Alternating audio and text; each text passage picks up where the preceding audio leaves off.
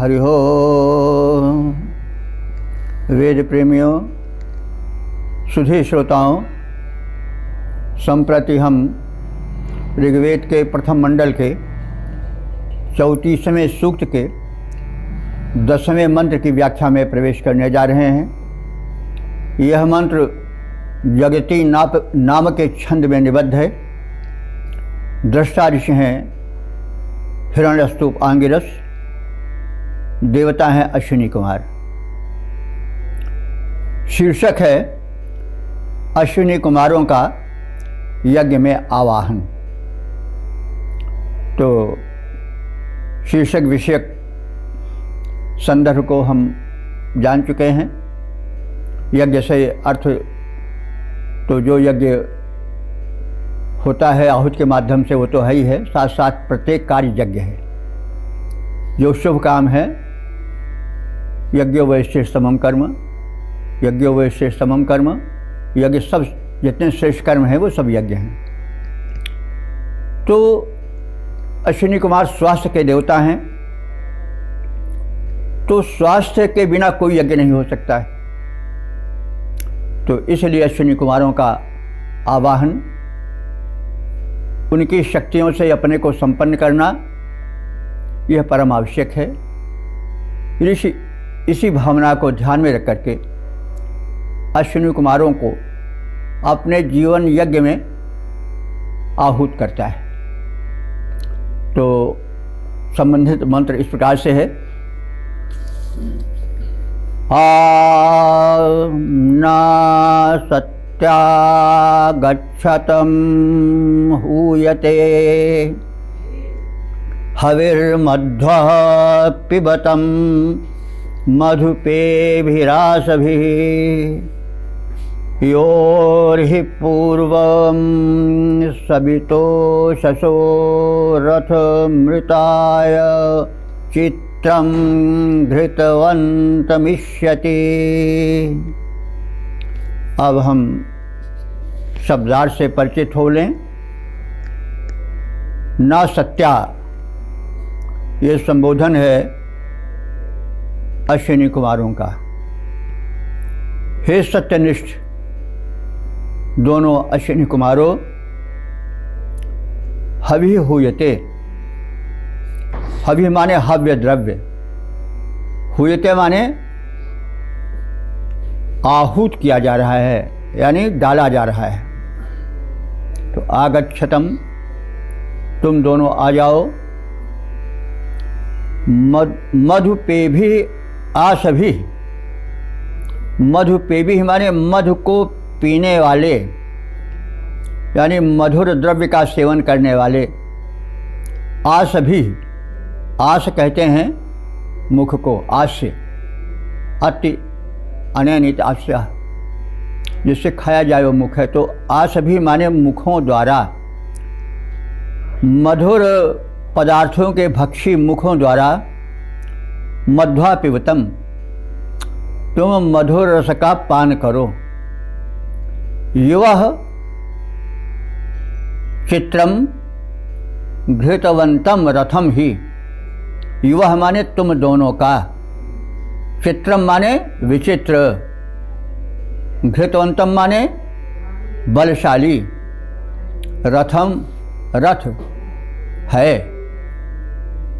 तो तुम दोनों का रथ जो है बलशाली है।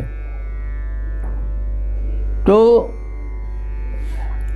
सविता उषसः पूर्वम,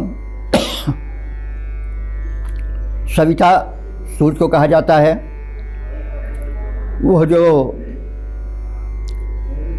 प्रातःकालीन वेला में सूर्य का दर्शन होता है प्रथम, वह सविता है। तो सविता उस शक्ति को कहते हैं सूर्य की, या उस रूप को कहते हैं जो कार्य में संलग्न कराता है।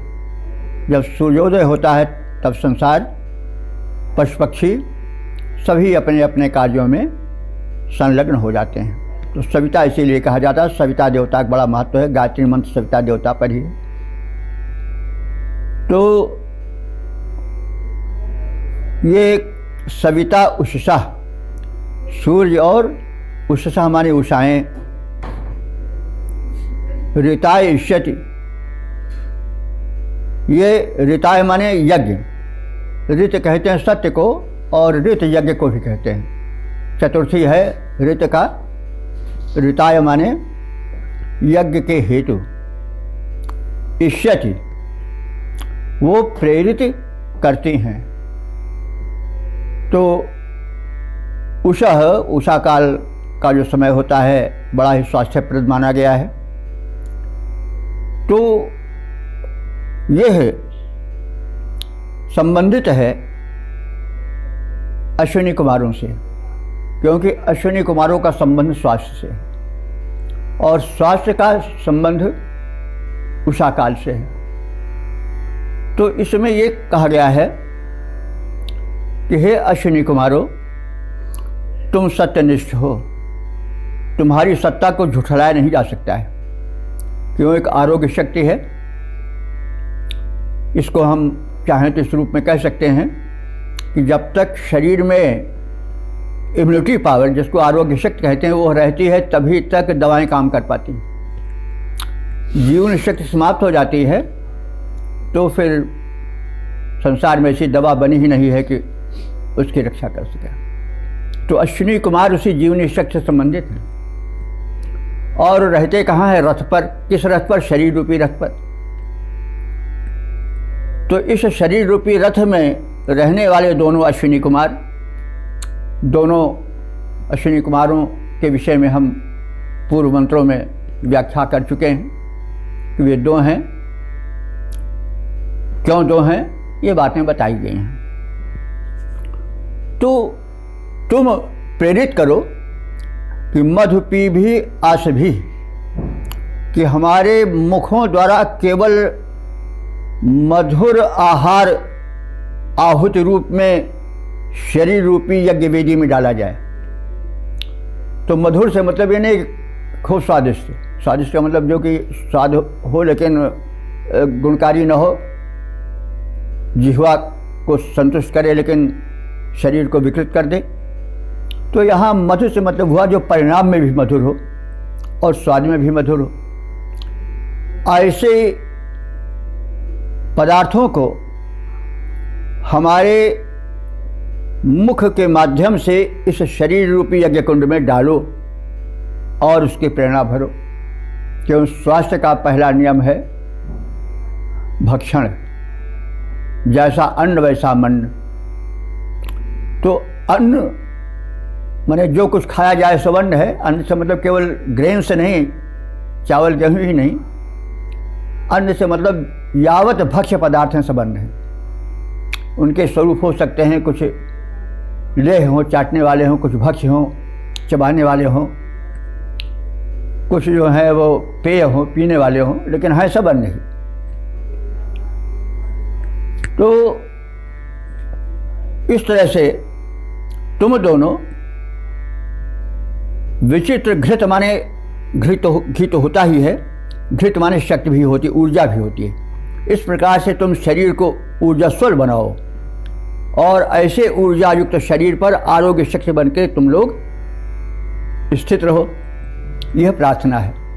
और इस ऐसी प्रेरणा भरो कि हमारे इस शरीर रूपी यज्ञ कुंड में जो आहार की आहुति डाली जाए वो सुमधुर हो और साथ साथ गुण संपन्न हो, आरोग्यवर्धक हो।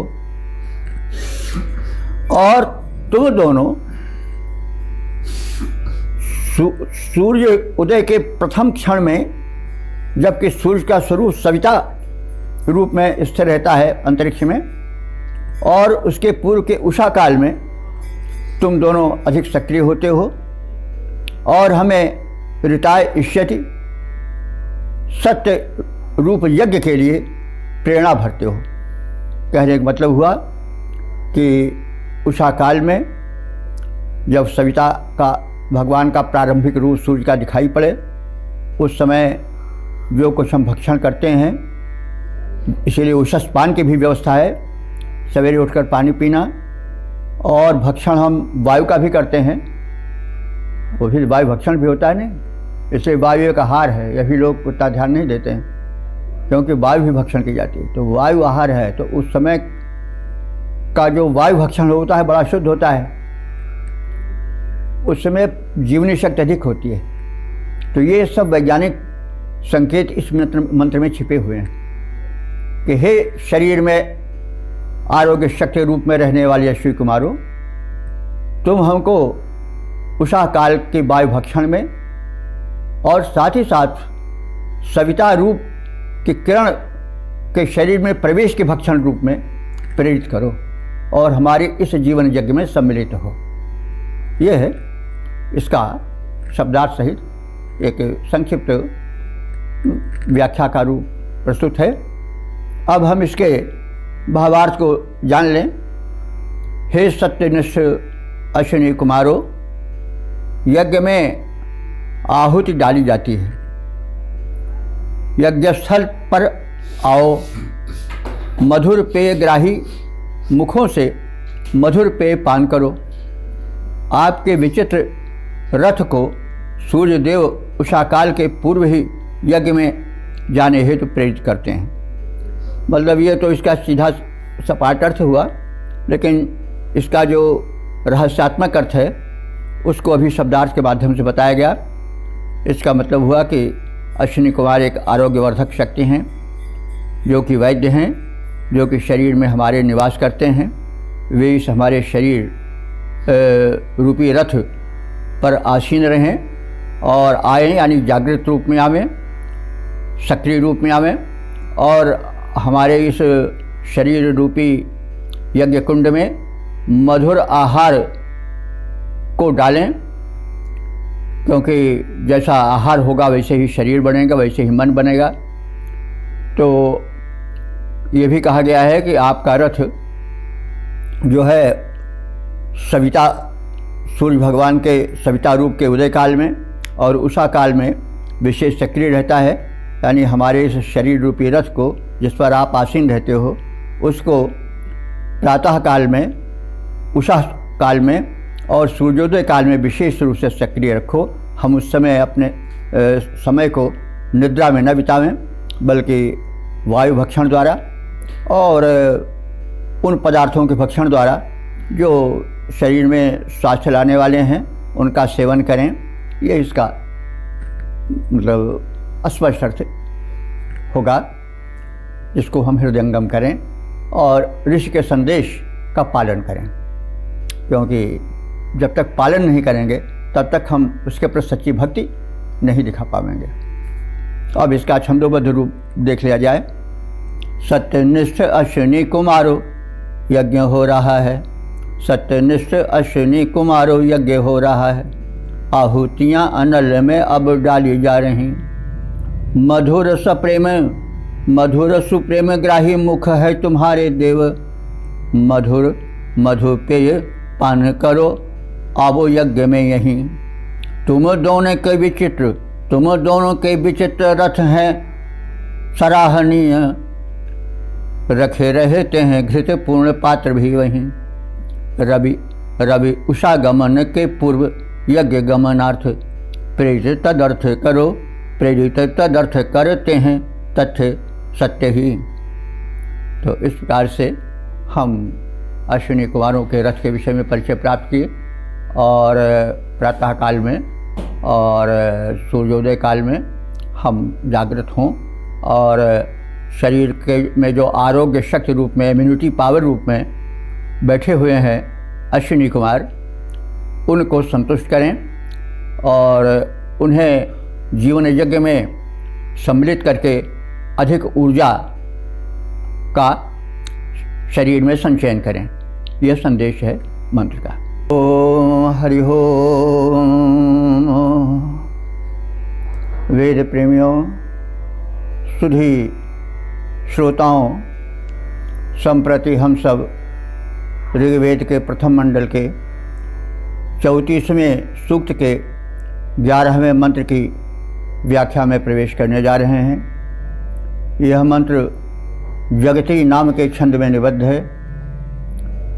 देवता हैं अश्विनी कुमार और मंत्र दृष्टा ऋषि हैं हिरण्यस्तु आंगिरस। शीर्षक है 37 देवों के साथ यज्ञ में अश्विनी कुमारों का आमंत्रण। मंत्र इस प्रकार से है, न सत्या त्रिभिः रेकादशैरिह देवेभिर्यातं मधुपेयमश्विना प्रायुस्तारिष्टं नीरपांसि मक्षतं प्रायुस्तारिष्टं नीरपांसि मृक्षतं सेधतं द्वेषो भवतं सचा भुआ। तो अब शब्दार्थ जाने। न सत्या अश्विना। न सत्या कहते हैं सत्यनिष्ठ, और अश्विना माने अश्विनी कुमारों। हे सत्यनिष्ठ अश्विनी कुमारों। तो सत्यनिष्ठ विशेषण इसलिए है कि सत्य वह है जो सदैव एक रूप में रहता है। यहाँ ऋतु से ही लेना चाहिए। जो सर्वव्यापी सार्वभौम सत्य है, तो अश्विनी कुमार उस सार्वभौम सत्य पर स्थिर रहने वाले हैं। तो अब सार्वभौम सत्य की कई बार व्याख्या हो चुकी है, इसलिए यहाँ उसका विस्तार देना नहीं ठीक है। तो त्रिभिः एकादशैः देवैः। अब हे सत्यनिष्ठ अश्विनी कुमारों, आपसे एक प्रार्थना है कि त्रिभिः एकादशैः, एकादश कहते हैं 11 को, और त्रिभिः माने 3 11 द्वारा, तृतीया विभक्ति है। तो एकादशैः त्रिभिः माने 11 3 द्वारा। 11 3 का मतलब हुआ 11 गुणे 3 33। तो त्रिभिः एकादशैः यानी 33 देवैः माने देवों के साथ। तो आप 33 देवों के साथ हमारे यज्ञ में आए। 33 देवों के विषय में कई बार बताया जा चुका है। ये मुख्य 33 देवता हैं जो आदित्य, वसु आदि के रूप में प्रसिद्ध हैं। तो दिव्य शक्तियाँ जब समस्त आएंगी तभी जीवन यज्ञ पूरा होगा। कोई भी शक्ति अगर बिछुड़ कर रहेगी तो यज्ञ की पूर्णता नहीं होगी। तो स्वास्थ्य के साथ ही साथ जो अन्य दैवी शक्तियां हैं, जैसे सद्विचार की शक्ति, जैसे श्रवण शक्ति, दर्शन शक्ति, तमाम शक्तियां हैं, ये भी साथ रहेंगी, तब जीवन यज्ञ सफल होगा। तो मुख्य शक्ति तो अश्विनी कुमार हैं। स्वास्थ्य सबसे प्रथम है। धर्मार्थ काम मोक्षाणाम आरोग्यम मूलमुत्तमम। धर्म अर्थ काम मोक्ष चारों पुरुषार्थों का जो मूल स्वरूप है वह है आरोग्य। तो हे अश्विनी कुमारों, आप आरोग्य के संरक्षक हो और स्वास्थ्य तो देने वाले हो ही, साथ ही साथ स्वास्थ्य के साथ जो अन्य दैवी शक्तियां हैं जो हमें रक्षित करती हैं और प्रेरित करती हैं, हमें बल देती हैं आगे जीवन यज्ञ में बढ़ने के लिए, उनको भी आप बुला करके लाओ। यह मधुपेयम आयतम। इस मधुपेय के लिए आयातम माने आओ, तुम दोनों इस मधुपेय के लिए आओ। मधुपेय क्या है? सोमपान। तो सोमपान से मतलब हुआ कि पौष्टिक पेय पदार्थ। संदेश है कि शरीर में आरोग्य वर्धन के लिए पौष्टिक पेय पदार्थ का सेवन किया जाए। जूस या दुग्धादि, गोदुग्धादि का ये संदेश है। तो आयु प्रतारितम, और इस प्रकार से हमको दीर्घायु प्रदान करो। आशय क्या हुआ आप समस्त दिव्य शक्तियों के साथ आओ। आप स्वास्थ्य के संरक्षक देवता हो। हमें मधुर पान के लिए जो है वो प्रेरित करो और स्वयं मधुर पान सोमरस का पान करो और इस प्रकार से हमें दीर्घायु दो, क्योंकि दीर्घायु बहुत आवश्यक है। मनुष्य को समझदारी बहुत बाद में आती है, इसीलिए कहा गया है कि 80 साल का शूद्र भी ब्राह्मण हो जाता है। मतलब अवस्था बहुत कुछ देकर जाती है, लेकिन मनुष्य के साथ क्या रहता है, एक जिसको कहते हैं आपत्ति, एक समस्या कि जब आयु की प्रौढ़ता आती है तो उस समय जो है वह फिर शरीर में शक्ति नहीं रह जाती है। तो इसलिए हमें दीर्घायु दो। तो दीर्घायु पाने पर यह होगा कि हम जब शक्तिशाली रहेंगे तो उस दीर्घायु में अपने सुलझे हुए विचारों से स्वयं का और समाज का अधिक कल्याण कर सकेंगे। तो दीर्घायु का यही रहस्य है। तो दीर्घायु हो, लेकिन पश्येम श्रद्धाशतम, जीवेम श्रद्धाशतम, शृण्येम श्रद्धाशतम, इस रूप में हो। तो कहा गया है कि आयु प्रतारितम, आयु प्रतारितम यानी दीर्घ आयु को विस्तृत करो, प्रदान करो। रपांश निमृक्षतम, रपांश कहते हैं दोषों को, रपांश दोषों को, निमृक्षतम दूर करके हमें शुद्ध दो। निमृक्षतम माने उनको दूर कर दो और पूर्ण स्वस्थ करो, निर्दोष जीवन बिताने की प्रेरणा भरो और हमारा जीवन शुद्ध हो जाए। द्वेषः सिद्धतम, द्वेष भाव को, वैर भाव को हमारे जीवन से निकाल दो। सचा भुआ भवतम, हमारे साथ साथ रहो। सचा भुआ माने साथ साथ होकर, भवतम माने रहो, हो जाओ। तो इस प्रकार से ये संदेश हुआ कि हमारे जीवन यज्ञ में अश्विनी कुमार आए और वे जो है वो 33 देवों के साथ आएँ ताकि हमारा जीवन यज्ञ संपूर्ण रूप से सफल हो, कहीं उसमें अधूरापन न रह जाए। और आकर के मधुर पान करो और हमें मधुर, उपयोगी और स्वादिष्ट आहार के लिए प्रेरित करो और इसके पश्चात हमें दीर्घायु दो। और दीर्घायु के साथ साथ क्या करो कि हमें दोषों को पूर्णतया भगाने में समर्थ करो। सब कुछ रहा, लेकिन अगर तन मन दूषित रहा तो उस दीर्घायु से भी कुछ लाभ नहीं। और द्वेषः सेधतम, वैर भाव हमारे जीवन में न रह जाए, ऐसी प्रेरणा भरो। सचा भुआ भवतम, हमारे साथ साथ रहो। तो इस प्रकार से जीवन की पूर्णता को इस मंत्र में प्रदर्शित किया गया है। अब ये सिद्धालंकार जी ने सोम को वीर्य शक्ति से भी जोड़ा है और स्वास्थ्य के लिए वीर्य शक्ति की परम आवश्यकता है, उसको भी महत्व देना चाहिए।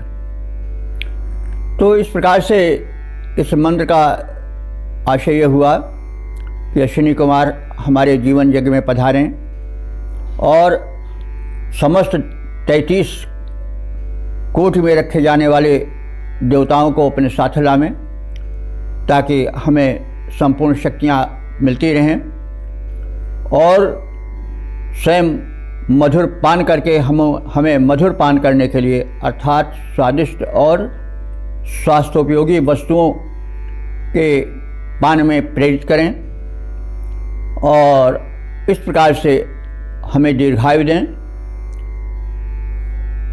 और दीर्घायु ही में तो सारे कार्य संपन्न होंगे और उस दीर्घायु में स्वास्थ्य का रहना भी परम आवश्यक है। इस प्रकार से हमारे जीवन को पूर्ण रूप से निर्दोष बनावें और हमारे जीवन में द्वेष भाव विकार का कहीं लेश तक न रह जाए, और इस प्रकार से वे सदैव हमारे साथ साथ रहें। यानी स्वास्थ्य के संरक्षक देवता अश्विनी कुमार सदैव हमारे इस शरीर रूपी आवास में निवास करें। तो हे असत्य से दूर रहने वाले अश्विनी कुमारों, 33 देवों के साथ हमारे यज्ञ में आओ, इस समर्पित मधुर पेय को ग्रहण करो, हमें दीर्घायु दो, हमारे रोषों को दूर कर, हमारे समस्त दोषों को दूर कर हमारी शुद्धि करो, द्वेष भाव को मिटाकर और मित्रवत हमारे साथ रहो। देखिए बंधु, एक एक शब्द जो हैं वो बड़े महत्व के हैं। ये जो द्वेष हैं, विकार हैं, ये मनुष्य को बहुत क्षीण करते हैं। लोग ये समझते नहीं हैं। शरीर में जब द्वेष या दुर्भाव आते हैं, जो काम क्रोध लोभ मोह मद मात्सर्य ईर्ष्या आदि के रूप में होते हैं, तो उससे शरीर में बड़ा विकार पैदा होता है। इस पर लोग नहीं ध्यान देते हैं। शरीर के रोगी होने का एक कारण यह भी है कि मन से आदमी बीमार हो जाता है। मन जब उसका अस्वस्थ हो जाता है, विकारों से काम क्रोध लोभ द्वेष आदि से भर जाता है, तो जो शरीर में वो विकृतियाँ हैं वो उभरने लगती हैं और नई नई विकृतियाँ उत्पन्न होने लगती हैं। ऐसा है कि बस एक महीने कोई चिंता कर ले, शुगर से पीड़ित हो जाएगा, उसको कोई न कोई रोग ज़रूर रख लेगा, क्योंकि शोक मोह लोभ ये सब जो हैं वो क्षयकारी हैं और शरीर के लिए हानिकारक हैं। तो इसलिए ये संदेश दिया गया है मंत्र में कि सदैव जो है आप अपने मन को शुद्ध रखो, और देवताओं से ही प्रार्थना की गई है कि हमारे, क्योंकि मनुष्य का शरीर जो है, मनुष्य जो है दुर्बलताओं की खान है। मनुष्य में तमाम विकार हैं, तो उन विकारों का परिहार होता रहे, मन शुद्ध रहे, क्योंकि जब मन शुद्ध रहेगा तभी तन भी शुद्ध रहेगा। मन जब बीमार होता है तो तन भी बीमार होता है। तो इसलिए तन मन के स्वास्थ्य की कामना की गई है, और इन दोनों का संयोग होना परम आवश्यक है। और इसके लिए दिव्य शक्तियों से याचना की जाती है, क्योंकि मनुष्य में दुर्बलताएं हैं, इसलिए शक्तिमान से शक्ति की याचना की जाती है। अश्विनी कुमार शक्ति के देवता हैं, स्वास्थ्य के देवता हैं, उनसे यही प्रार्थना की गई है कि हमारे जीवन यज्ञ को सफल बनाने आवें। साथ साथ अन्य दिव्य शक्तियों को जो 33 रूप में वेदों में मान्य हैं, उन शक्तियों को भी आहूत करें, हमारे जीवन में उन शक्तियों का भी समावेश रहे और हमारा जीवन यज्ञ जो है वो सफल हो। यह संदेश इस मंत्र में है। तो छंदोबद्ध रूप भी देख लें। हे असत्य निर्मुक्त अश्विनो, हे असत्य निर्मुक्त अश्विनो, पास हमारे आओ और साथ 33 देवताओं को भी अपने लाओ। यज्ञ चल रहा, मधुर पेय अर्पित है, भक्ति भाव से उसे ग्रहण कर यज्ञ हमारा विधिवत सफल बनाओ। दो हमको दीर्घायु, हमारी शुद्धि करो हे भगवन। जितने भी हों दोष हमारे, उनको शीघ्र मिटाओ। रहो हमारे साथ मित्रवत, हित का चिंतन करते द्वेष न हो। जीवन में मेरी बिगड़ी बात बनाओ, द्वेष न हो जीवन में मेरी बिगड़ी बात बनाओ। हे असत्य निर्मुक्त अश्विनी, पास हमारे आओ, पास हमारे आओ। ओम हरि ओम। वेद प्रेमियों, सुधी श्रोताओं, संप्रति हम सब ऋग्वेद के प्रथम मंडल के 34वें सूक्त के 12वें मंत्र में प्रवेश करने जा रहे हैं।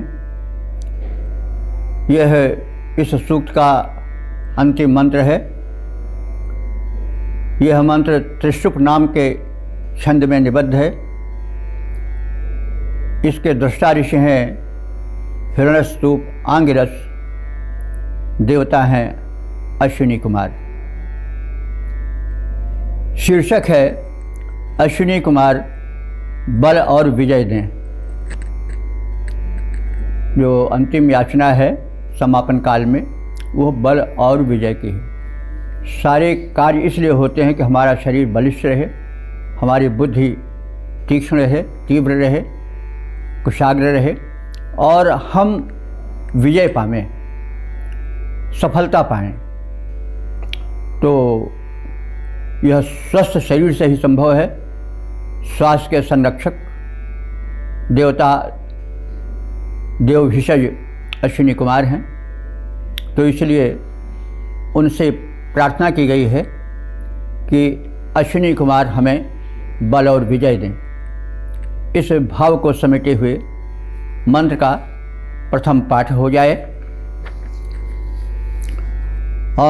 नो अश्विना त्रिवृता रथेना वार्क्यं बहतं सुवीरं शृण्वन्ता वामवसे जो हवीमि वृधे च नो भवतं वाजसातौ। अब शब्दार्थ जाने। अश्विना, हे दोनों अश्विनी कुमारों, त्रिवृता रथेन, तीन छोरों वाले या तीन बंधनों से युक्त रथ में, सुवीरम रयिम, तुम इन तीन गुणों से युक्त अथवा तीन धातुओं से स्थिर इस शरीर रूपी रथ पर आरोग्य शक्ति बनकर के आओ और ऐसी प्रेरणा भरो, ऐसी परिस्थिति बनाओ कि सुवीरम, सुवीर कहते हैं श्रेष्ठ बलवान संतान को, हमें श्रेष्ठ बलवान संतान दो। और रयिम, रयिम कहते हैं समृद्धि, धन। रई, हमें समृद्ध और धन दो। बाल बच्चे हो जाएं और धन न रहे तो फिर बड़ी विषम स्थिति आ जाएगी। इसलिए पहले यह याचना की गई है कि आप हमें श्रेष्ठ संतान से युक्त करो और हमें समृद्धि दो, धन दो। नह अर्वांच आवहतम, नह माने हमारे, अर्वांचम माने समीप, अर्वांचम का अर्थ होता है पास, समीप। आवहतम, आवहतम माने उनको लाकर पहुंचाओ, यानी उन्हें प्रदान करो। आपकी कृपा से हमें श्रेष्ठ संतान मिले और हमें समृद्धि मिले और वे इन दोनों वस्तुओं को आप दोनों हमारे समीप लाकर पहुंचा दो। वाम शृण्वन्ता, वाम माने तुम दोनों, शृण्वन्ता माने सुनने वाले हो, श्रवण करने वाले हो, अर्थात प्रार्थना पर ध्यान देने वाले हो। आप में यह गुण है तभी कह रहे हैं। अगर आप में यह वैशिष्ट न होता तो हम स्वयं आपके पास आपको खोजते फिरते, लेकिन आप तो प्रार्थनाओं को सुन करके तदनुकूल प्रसन्नतापूर्वक व्यवहार करने वाले हो। तो नह शृण्वन, नह माने हमारे पास आप आओ और शृण्वन्ता वाम, प्रार्थनाओं को सुनने वाले तुम दोनों। अवश्य, अवश्य माने रक्षा के लिए, अव माने रक्षा होता है, उसका चतुर्थी एक वचन है अवश्य, रक्षार्थ या रक्षा के लिए। जो हवीमी, मैं तुम दोनों को जो हवीमी माने बुलाता हूँ, जो वीमी बुला रहा हूँ, आवाहित कर रहा हूँ। तो सब कुछ हो लेकिन संरक्षण न हो तो भी वस्तु रक्षित नहीं रह पावेगी। इसलिए जब हम मांग ही रहे हैं तो मांगने में कोताही नहीं होनी चाहिए। हम वीर संतान मांगें, सुयोग्य संतान मांगे, समृद्धि मांगे और फिर उसकी रक्षा के लिए भी आपसे प्रार्थना करें, क्योंकि सब मिल जाए और रक्षा न हो पावे तो मिलने से ज़्यादा कष्ट होता है असुरक्षित रहने में। इसलिए देखिए ऋषि थोड़े में सारी बातें पूरी कर दे रहा है। हमें समृद्धि दो, वीर संतान दो, सुयोग्य संतान दो, साथ साथ रक्षा का भी उपक्रम करो, सुरक्षित भी रखो। और बाज सातव कहते हैं युद्ध को। बाज सातव युद्ध के समय नह वृद्धम भवतम, हमारी, नह माने हमारे, वृद्धे माने वृद्धि के, भवतम माने कारण स्वरूप बन जाओ, हमारी वृद्धि हो ऐसा करो। नह वृद्धे भवतम, आप हमारी वृद्धि करो, हमने समृद्धि मिले, वृद्धि मिले, श्रेष्ठ संतानें मिलें और रक्षा हमारी होती रहे और इस प्रकार से हमारा जीवन सफल हो। ये सारी बातें एक छोटे से मंत्र में ऋषि ने प्रकट कर दिया। और यही मंत्र की विशेषता है कि थोड़े में बहुत कह दिया जाता है। व्याख्या में हम उसको समझें और जीवन में उतारें। अब हम समझ रहे होंगे कि वेद मंत्र कितने उपयोगी हैं। बहुत थोड़े में बहुत ज़्यादा कह दी गई बात, पूरा जीवन उतर आया है। तो इस प्रकार से हम इसको एक बार सपाट अर्थ रूप में देख लें। हे अश्विनी कुमारों, त्रिकोणाकृति अथवा त्रिलोक में गमनशील अपने रथ के द्वारा हमारे पास वीर पुत्रों के साथ और ऐश्वर्य के साथ तुम यहाँ पर पधारो और उन्हें हमें प्रदान करो। अपनी रक्षा के लिए हम तुम्हारा आवाहन करते हैं। तुम पुकार को शीघ्र सुन लेते हो, इसलिए हम अधिक खुले दिल से संकोच रहित होकर के आपसे अपनी प्रार्थना सुना रहे हैं। हमारी वृद्धि करो और हमें समृद्ध करो, हमें हर क्षेत्र में बढ़ाओ और युद्ध काल में हमें बल प्रदान करो। युद्ध काल का मतलब वही समय नहीं जबकि तलवार खींची हो, बल्कि जीवन युद्ध भी है, क्योंकि जीवन पहले कई बार बताया जा चुका है, जीवन स्वयं में एक युद्ध है। कभी रोग से, कभी शोक से, कभी अपनों से, कभी परायों से, कभी किसी न किसी रूप में आदमी उलझा ही रहता है, संघर्ष करता ही रहता है। तो केवल तलवार वाले ही युद्ध में नहीं, वरन जो हमें भांति भांति के ऊहापोह रूप में, विचारों के रूप में, परस्पर विरोधी भावनाओं के रूप में, संघर्षों के रूप में जो तरह तरह से इस संसार में एक लड़ने के लिए तैयार रहना पड़ता है, या हम पर आक्रमण जो तरह तरह के होते रहते हैं, उन सब से हमारी रक्षा हो। तो इसलिए हमें इस युद्ध के भाव को व्यापक रूप में लेना चाहिए। तो इस जीवन युद्ध में हमें सफल बनाओ, हमारे जीवन यज्ञ में आओ और हमें ऐश्वर्य प्रदान करो, समृद्धि प्रदान करो, वृद्धि प्रदान करो, श्रेष्ठ संतान दो और संरक्षण प्रदान करो। आदि आदि भावनाएं इस मंत्र में प्रदान की गई हैं। अब हम इसके पद रूपांतरण का अवलोकन कर लें। निज त्रिकोण रथ द्वारा कृपया यज्ञ भूमि पर आओ, दान रूप में हमें वीर सुत धन वैभव दे जाओ। तुम दोनों का आवाहन रक्षार्थ कर रहे अपने, सुनो पुकार हमारी, आओ रक्षक रहो बने। युद्ध काल में बल प्रदान कर आगे हमें बढ़ाओ, युद्ध काल में बल प्रदान कर आगे हमें बढ़ाओ। निज त्रिकोण रस द्वारा कृपया यज्ञ भूमि पर आओ, दान रूप में हमें वीर सुत धन वैभव दे जाओ। तो इस प्रकार से यही अंतिम मंत्र की संक्षिप्त व्याख्या और शब्दार्थ हम लोग जाने। अब इस पूरे सूक्त पर विचार कर लें। यह 34वां सूक्त है प्रथम मंडल का।